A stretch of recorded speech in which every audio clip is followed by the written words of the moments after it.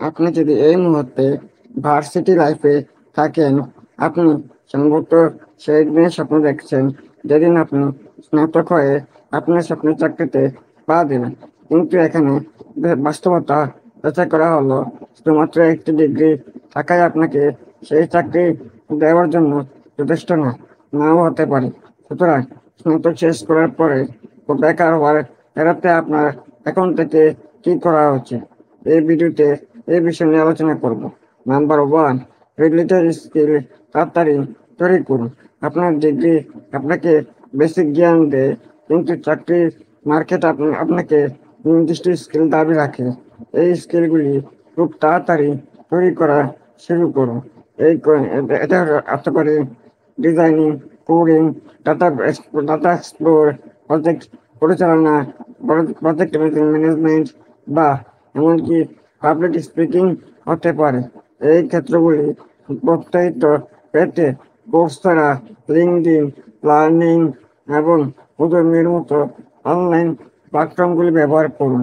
নম্বর দুই, networking networking networking আপনি যা জানেন তা নয়, তবে আপনি কাকে জানেন এই কথাটি অনেক শক্ত ধারণা করে।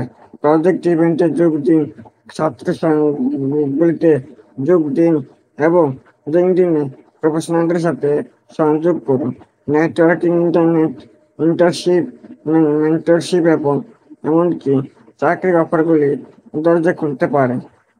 নাম্বার তিন, বাস্তব বিশ্বকে অভিজ্ঞতা পান। ইন্টার্নশিপ ঘণ্টাকালীন চাকরি বা আপনার ক্ষেত্রে স্বেচ্ছাসেবক কাজ অত্যন্ত গুরুত্বপূর্ণ। তারা আপনাকে অভিজ্ঞতা দেয় এবং আপনার জীবন বৃত্তান্তকে আলাদা করে তোলে।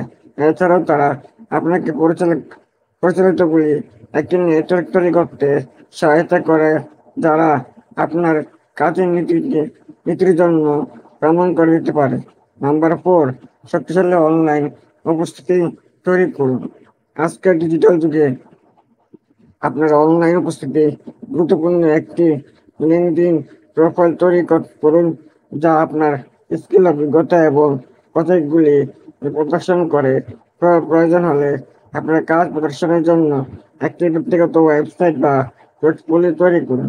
নিয়োগকর্তারা প্রায়শই গুগল প্রার্থীদেরকে নিশ্চিত করে যে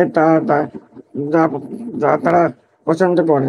নাম্বার ফাইভ, সফট স্কিলগুলি ফোকাস করুন। যদি প্রযুক্তিগত স্কিল গুরুত্বপূর্ণ, যোগাযোগ, টিম ওয়ার্ক এবং সমস্যা সমাধান মতো নরম সফট স্কিলগুলি অবহেলা করবেন না। এগুলি প্রায় চাকরির সক্ষমতাকে সময় প্রার্থীদেরকে আলাদা করে।